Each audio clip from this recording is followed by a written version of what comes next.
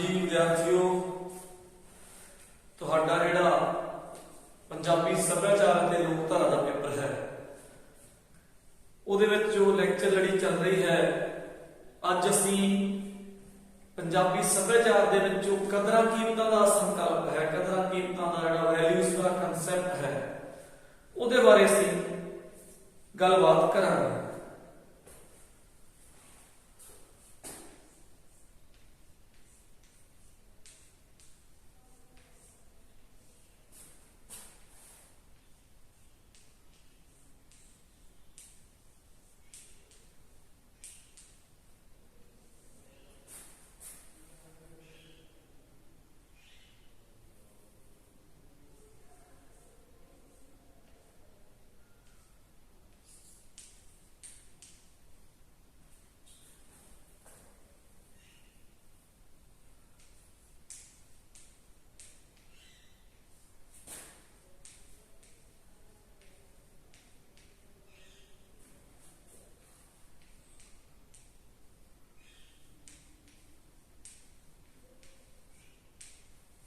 पंजाबी सभ्याचार विच कदरां कीमतां दा संकल्प। कदरां कीमतां की होंदियां ने? कदरां कीमतां वैल्यूज जिन्हों असीं मॉरल वैल्यूज कह दिंदे हां अंग्रेजी दे विच, है ना।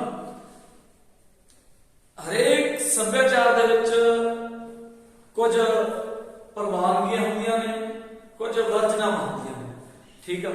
असीं जिस सोसाइटी दे विच रहिंदे हां ਉਹਦਾ ਇੱਕ ਆਪਣਾ ਵੱਖਰਾ ਸੱਭਿਆਚਾਰ ਆ, ਵੱਖਰੀ ਲੋਕਧਾਰਾ ਤੇ ਵੱਖਰੀਆਂ ਜਿਹੜੀਆਂ ਉਹਦੀਆਂ ਵੈਲਿਊਜ਼ ਹੈਗੀਆਂ ਨੇ। ਸੋ ਜਿਹੜਾ ਮਨੁੱਖ ਜਿਸ ਸੋਸਾਇਟੀ ਦਾ ਹਿੱਸਾ ਹੁੰਦਾ ਹੈ ਉਸ ਨੂੰ ਉਸ ਸੋਸਾਇਟੀ ਵਿੱਚ ਰਹਿੰਦੇ ਆ ਆਪਣਾ ਜਿਹੜਾ ਜੀਵਨ ਨਿਰਵਾਹ ਕਰਨਾ ਪੈਂਦਾ ਹੈਗਾ। ਸੋਸਾਇਟੀ ਦੇ ਕੁਝ ਨਿਯਮ ਹੁੰਦੇ ਨੇ, ਨਿਯਮ ਉਹ ਜਿਹੜੇ ਸਾਡੀਆਂ ਜਿਹੜੀਆਂ ਕਦਰਾਂ ਕੀਮਤਾਂ ਹੀ ਹੁੰਦੀਆਂ ਨੇ।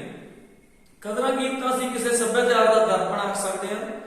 इस दर्पण विच भावें किसी कौम के सभ्याचार बारे सारा कुछ तो नहीं दिखाई देता, पर फिर भी घट्टो घट चेहरा पूरा जरूर दिखाई दे जाता। गुरबख्श प्रैग ने उन्होंने लिखा कि किसी सभ्याचार में ऐसिया कदरां कीमतां की सूची वजों भी वेख्या जा सकता है जिहड़ियां उस सभ्याचार वाले जन समूह के जीवन विहार विचों झलकदियां। ਉਹੀ ਗੱਲ कि ਜਿਹੜੇ एक सोसाइटी है, एक समाज है, ਉਹਦੇ ਵਿੱਚ ਰਹਿੰਦੇ ਜਿਹੜੇ ਲੋਕਾਂ ਦਾ ਸਮੂਹ है, ਉਹਨਾਂ ਦਾ ਜਿਹੜਾ ਵਿਵਹਾਰ ਹੈ ਉਹਨੂੰ ਕੰਟਰੋਲ ਜਿਹੜਾ ਕਰਦੀਆਂ ਨੇ ਉਹ ਸੱਭਿਆਚਾਰ ਦੀਆਂ ਜਿਹੜੀਆਂ ਕੀ ਕਦਰਾਂ ਕੀਮਤਾਂ ਨੇ, ਉਹਨਾਂ ਦੀਆਂ ਜਿਹੜੀਆਂ ਮੋਰਲ ਵੈਲਿਊਜ਼ ਨੇ ਉਹੀ ਉਹਨਾਂ ਨੂੰ ਕੰਟਰੋਲ ਕਰਦੀਆਂ ਨੇ ਤੇ ਉਹਨਾਂ ਦੇ ਵਿਵਹਾਰ ਵਿੱਚ ਉਹੀ ਜਿਹੜੀਆਂ ਕਦਰਾਂ ਕੀਮਤਾਂ ਵੇਖਣ ਨੂੰ ਮਿਲਦੀਆਂ ਨੇ ਜਾਂ ਝਲਕਦੀਆਂ। ਇੱਕ ਸੂਚੀ ਵਿੱਚ ਜਿਹੜੀਆਂ ਸਾਰੀਆਂ ਕਦਰਾਂ ਕੀਮਤਾਂ ਨੂੰ ਇੱਕੋ ਜਿਹੀ ਮਹੱਤਤਾ ਨਹੀਂ ਹੁੰਦੀ ਹੈ। ਸਮੇਂ ਦੇ ਬਦਲ ਨਾਲ ਵੱਖ-ਵੱਖ ਜਿਹੜੀਆਂ ਕਦਰਾਂ ਕੀਮਤਾਂ ਦੇ ਉਹਨਾਂ ਦਾ ਜਿਹੜਾ ਮਹੱਤਵ ਵਾਧਾ ਘਟਦਾ ਰਹਿੰਦਾ ਹੈ। ਆਪਾਂ ਜੇ ਅਰਥਾਂ ਦੀ ਗੱਲ ਕਰੀਏ ਕਿ ਮੁੱਲ ਕਦਰਾਂ ਕੀਮਤਾਂ ਇਹਦੇ ਜਿਹੜੇ ਬਹੁ ਅਰਥਕ ਸ਼ਬਦ ਨੇ। ਮੁੱਲ ਜਾਂ ਕੀਮਤਾਂ ਆਪਣੇ ਆਪ ਵਿੱਚ ਚੰਗੀ ਤਰ੍ਹਾਂ ਸਪਸ਼ਟ ਨਹੀਂ ਹਨ। ਇਸ ਬਹੁ ਅਰਥਕ ਸ਼ਬਦ ਹਨ। ਮੁੱਲ, ਕਦਰਾਂ ਕੀਮਤਾਂ ਸ਼ਬਦ ਅੰਗਰੇਜ਼ੀ ਦੇ ਸ਼ਬਦ ਵੈਲਿਊ ਦਾ ਜਿਹੜਾ ਸਮਾਨ ਅਰਥਕ ਸ਼ਬਦ ਹੈ, ਜਿਹੜਾ ਵੈਲਿਊ ਸ਼ਬਦ ਹੈ ਉਹ ਲੈਟਿਨ ਭਾਸ਼ਾ ਦੇ ਸ਼ਬਦ ਵੈਲੀਅਰ ਤੋਂ ਬਣਿਆ ਹੈ, VALER, ਵੈਲੀਅਰ, ਜਿਹਦਾ ਅਰਥ ਹੈ ਚੰਗਾ, ਸਮਰੱਥ ਅਤੇ ਸ਼ਕਤੀਸ਼ਾਲੀ। ਲਿਲੀ ਵਿਲੀਅਮ ਕਹਿੰਦੇ ਨੇ ਕਿ ਮੁੱਲ, ਕਦਰਾਂ ਕੀਮਤਾਂ ਜਿਹੜੇ ਸ਼ਬਦ ਨੇ ਉਹ ਸ਼ਬਦ ਨੂੰ ਚੀਜ਼ ਦੇ ਗੁਣ ਅਨੁਸਾਰ ਯਾਨੀ ਕਿ ਲੋੜ, ਪੂਰਤੀ ਅਤੇ ਉਹਦੀਆਂ ਦੂਸਰੀਆਂ ਚੀਜ਼ਾਂ ਦੇ ਮੁਕਾਬਲੇ ਵਿੱਚ ਪਰਿਵਰਤਨ ਦੇ ਪੱਖੋਂ ਕੀਮਤਾਂ ਜਿਹੜੇ ਅਰਥ ਆ ਲਿਲੀ ਵਿਲੀਅਮ ਕੱਢਦੇ ਨੇ। ਹੁਣ ਜੇ ਆਪਾਂ ਕਦਰਾਂ ਕੀਮਤਾਂ ਦੀਆਂ ਪਰਿਭਾਸ਼ਾਵਾਂ ਦੀ ਗੱਲ ਕਰੀਏ ਤਾਂ ਆਪਾਂ ਦੋ ਚਾਰ ਪਰਿਭਾਸ਼ਾਵਾਂ ਦੇਖ ਸਕਦੇ ਹਾਂ। ਅਰਬਨ ਦਾ ਕਹਿਣਾ ਹੈ ਕਿ ਕਦਰਾਂ ਕੀਮਤਾਂ ਜਾਂ ਮੁੱਲ ਉਹੀ ਵਸਤੂ ਜਿਹੜੀ ਅੰਤਿਮ ਰੂਪ ਵਿੱਚ ਜਮਾਂਦਰੂ ਦ੍ਰਿਸ਼ਟੀ ਤੋਂ ਮੁੱਲਵਾਨ ਹੋਵੇ ਅਤੇ ਜਿਹੜੀ ਵਿਅਕਤੀ ਨੂੰ ਸਵੈ ਵਿਕਾਸ ਅਤੇ ਆਤਮ ਸਿੱਧੀ ਵੱਲ ਲੈ ਕੇ ਚੱਲਦੀ ਹੋਵੇ। ਸੋ ਕਦਰਾਂ ਕੀਮਤਾਂ ਬੱਚੇ ਦੇ ਜਨਮ ਤੋਂ ਨਾਲ ਜੁੜ ਜਾਂਦੀਆਂ ਨੇ। ਉਹਨਾਂ ਕਦਰਾਂ ਕੀਮਤਾਂ ਦੇ ਵਿੱਚ ਹੀ ਬੱਚੇ ਦਾ ਪਾਲਣ ਪੋਸ਼ਣ ਹੁੰਦਾ ਗਾ। ਉਹਨਾਂ ਕਦਰਾਂ ਕੀਮਤਾਂ ਦੇ ਧਿਆਨ ਵਿੱਚ ਰੱਖ ਕੇ ਹੀ ਬੱਚੇ ਨੂੰ ਜਿਹੜੀਆਂ ਅਪਰੂਵਲਸ, ਪ੍ਰਵਾਨਗੀਆਂ ਮਿਲਦੀਆਂ ਨੇ, ਸਮਾਜ ਵਿੱਚ ਰਹਿੰਦੇ ਵਿਚਰਦੀਆਂ ਤੇ ਕੁਝ ਨੂੰ ਵਰਜਣਾਵਾਂ ਹੁੰਦੀਆਂ ਨੇ ਕਿ ਇਹ ਚੀਜ਼ਾਂ ਕਰਨ ਵਾਲੀਆਂ ਨੇ, ਇਹ ਚੀਜ਼ਾਂ ਵਰਜਿਤ ਨੇ, ਨਹੀਂ ਕਰਨ ਵਾਲੀਆਂ, ਠੀਕ ਆ। ਉਹਨਾਂ ਸਾਰੀਆਂ ਚੀਜ਼ਾਂ ਨੂੰ ਧਿਆਨ 'ਚ ਰੱਖ ਕੇ ਇੱਕ ਬੱਚੇ ਦੇ ਜਨਮ ਤੋਂ ਲੈ ਕੇ ਉਹਦੇ ਵੱਡੇ ਹੋਣ ਤੱਕ ਲਈ ਉਹਦੀ ਪਰਸਨੈਲਿਟੀ, ਸ਼ਖਸੀਅਤ ਜਿਹੜਾ ਉਹਦਾ ਵਿਕਾਸ ਹੁੰਦਾ ਹੈ। ਹਿੰਦੀ ਲੇਖਕ ਜਗਦੀਸ਼ ਗੁਪਤ ਕਹਿੰਦੇ ਨੇ ਕਿ ਕਦਰਾਂ ਕੀਮਤਾਂ ਤੋਂ ਭਾਵ ਜਿਹੜੀ ਵਸਤੂ ਮਨੁੱਖੀ ਮਨ ਵਿੱਚ ਪ੍ਰੇਰਨਾ, ਖੇੜਾ, ਸਾਰਥਕਤਾ, ਭਰਪੂਰਤਾ, ਸੰਤੁਸ਼ਟਤਾ ਦੀ ਅਨੁਭੂਤੀ ਕਰਨ ਵਿੱਚ ਸਮਰੱਥ ਹੁੰਦੀ ਹੈ ਉਹੀ ਕਦਰਾਂ ਕੀਮਤਾਂ ਲੱਗਣ ਲੱਗ ਪੈਂਦੀ ਹੈ। ਸੋ ਮਨੁੱਖੀ ਕਦਰਾਂ ਕੀਮਤਾਂ ਤੇ ਸੱਭਿਆਚਾਰ ਦਾ ਸੋਚ ਕੀ ਸੰਬੰਧ ਹੈ? ਦੋਨਾਂ ਦਾ ਬੜਾ ਮਹੱਤਵਪੂਰਨ ਸੰਬੰਧ ਹੈ। ਮਤਲਬ ਕਦਰਾਂ ਕੀਮਤਾਂ ਤੇ ਸੱਭਿਆਚਾਰ ਵਿੱਚ ਡੂੰਘਾ ਰਿਸ਼ਤਾ ਹੈ। ਜਗਜੀਵਨ ਸਿੰਘ ਕਹਿੰਦੇ ਨੇ ਕਿ ਵਿਸ਼ਾਲ ਮਨੁੱਖੀ ਪ੍ਰਵੇਗ ਵਿੱਚ ਦੋਵੇਂ ਇੱਕ ਦੂਜੇ ਦੇ ਪੂਰਕ ਹਨ। ਸੱਭਿਆਚਾਰ ਤੇ ਕਦਰਾਂ ਕੀਮਤਾਂ ਦੋਵੇਂ ਇੱਕ ਦੂਜੇ ਦੇ ਪੂਰਕ ਨੇ, ਦੋਵੇਂ ਇੱਕ ਦੂਜੇ ਨੂੰ ਪ੍ਰਭਾਵਿਤ ਕਰਦੇ ਨੇ। ਦੋਵੇਂ ਮੂਲ ਮਨੁੱਖੀਪਣ, ਮਨੁੱਖੀ ਗੌਰਵ, ਸਮਰੱਥਾ ਤੇ ਸਮੁੱਚੇ ਮਾਨਵੀ ਜੀਵਨ ਦੀ ਚੂਲ ਹਨ। ਮਤਲਬ ਉਹਨਾਂ ਦਾ ਬੇਸਿਕ ਢਾਂਚਾ ਕਦਰਾਂ ਕੀਮਤਾਂ ਹੀ ਨੇ। ਵਿਲੱਖਣ ਕਦਰਾਂ ਕੀਮਤਾਂ ਹੀ ਕਿਸੇ ਸੱਭਿਆਚਾਰ ਦੀ ਵੱਖਰੀ ਤੇ ਵਿਸ਼ੇਸ਼ ਪਹਿਚਾਣ ਦਾ ਆਧਾਰ ਹੁੰਦੀਆਂ ਹਨ। ਇਹਨਾਂ ਵਿੱਚ ਜਿਹੜਾ ਵਿਲੱਖਣ ਬਲਕਾਰੀ ਤਰਕ ਸੱਭਿਆਚਾਰ ਵਿੱਚੋਂ ਹੀ ਸਹਿਜੇ ਹੀ ਪ੍ਰਗਟ ਹੋ ਜਾਂਦਾ ਹੈ।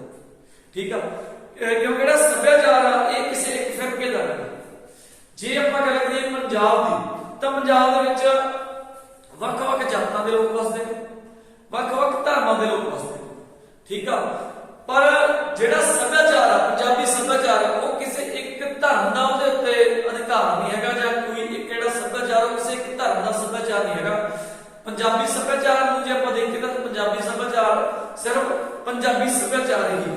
ਠੀਕ ਆ, ਉਹ ਹਿੰਦੂ ਧਰਮ ਦੇ ਵਿੱਚ ਵੀ ਉਨਾ ਹੀ ਹੈ, ਉਹ ਸਿੱਖ ਧਰਮ ਦੇ ਵਿੱਚ ਵੀ ਉਨਾ ਹੀ ਹੈ, ਉਹ ਮੁਸਲਿਮ ਧਰਮ ਦੇ ਵਿੱਚ ਵੀ ਉਨਾ ਹੀ ਹੈ, ਉਹ ਕਿਸੇ ਹੋਰ ਧਰਮ ਦੇ ਵਿੱਚ ਵੀ ਉਨਾ ਹੀ ਹੈ। ਕਿਉਂਕਿ ਜਿਹੜਾ ਪੰਜਾਬ ਦਾ ਕਲਚਰ ਆ, ਉਹ ਪੰਜਾਬ ਦੇ ਵਿੱਚ ਰਹਿੰਦੇ ਹਰ ਬਾਸ਼ਿੰਦੇ ਦੀ ਜਿਹੜੀ ਉਹਦੀ ਸ਼ਖਸੀਅਤ ਦੇ ਵਿੱਚੋਂ ਝਲਕਦਾ ਗਾ, ਚਾਹੇ ਉਹ ਕਿਸੇ ਵੀ ਧਰਮ ਨਾਲ ਸੰਬੰਧਿਤ ਕਿਉਂ ਨਾ ਹੋਵੇ।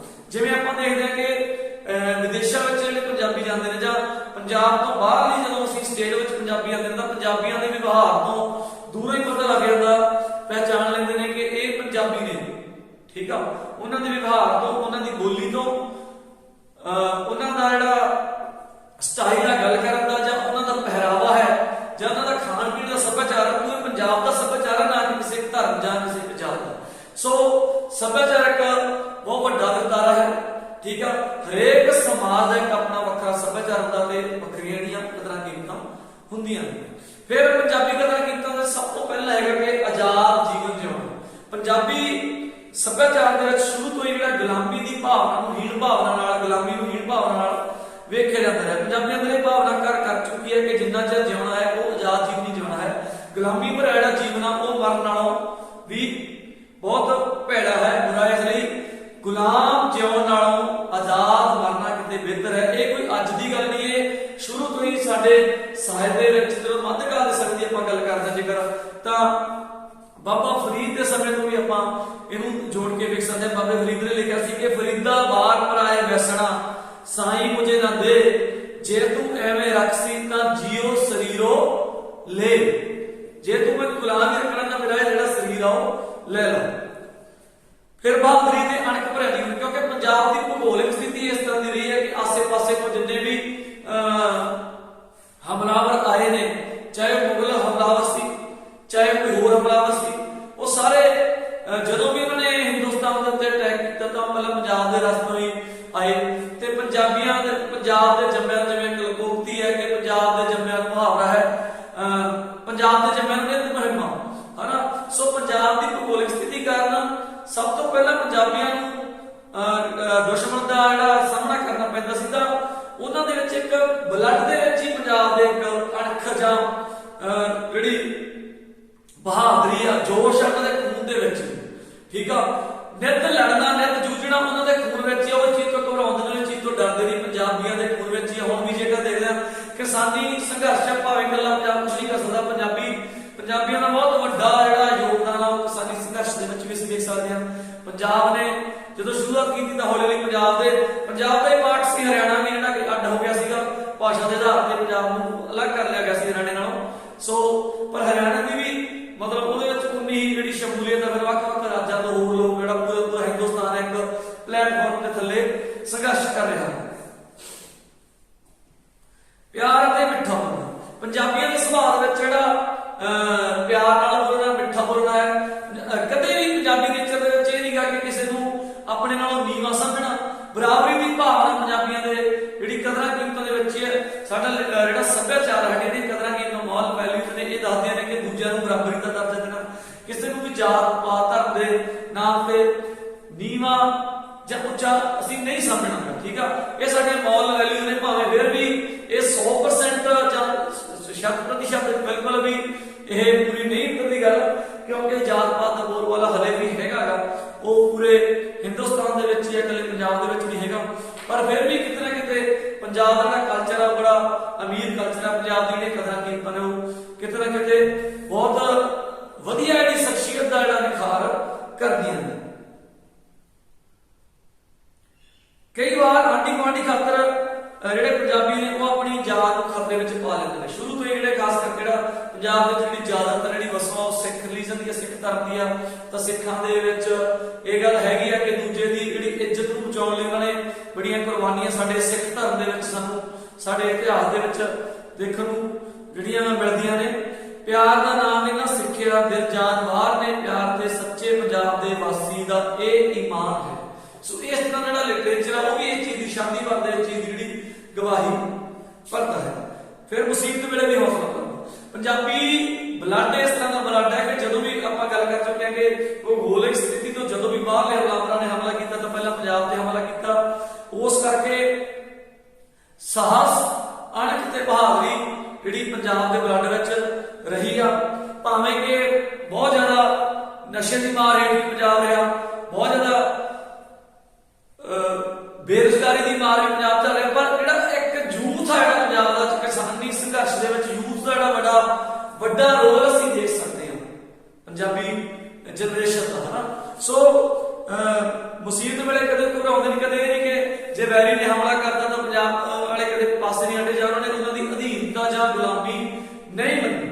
ਠੀਕ ਆ, ਹਮੇਸ਼ਾ ਹੀ ਉਹਨਾਂ ਨੇ ਮੁਸੀਬਤ ਦਾ ਖਿੜੇ ਮੱਥੇ ਜਿਹੜਾ ਸਾਹਮਣਾ ਕੀਤਾ। ਇਹ ਸਾਡੀ ਕਦਰਾਂ ਕੀਮਤਾਂ ਦੇ ਵਿੱਚ ਇਹ ਆ ਕਿ ਮੁਸੀਬਤ ਸਾਹਮਣੇ ਡਟ ਕੇ ਖੜਨਾ, ਇਹ ਸਾਡੀ ਪਰਸਨੈਲਿਟੀ ਵਿੱਚ ਕਿਤੇ ਸਾਡੀ ਕਦਰਾਂ ਕੀਮਤਾਂ ਦੀ ਦੇਣ।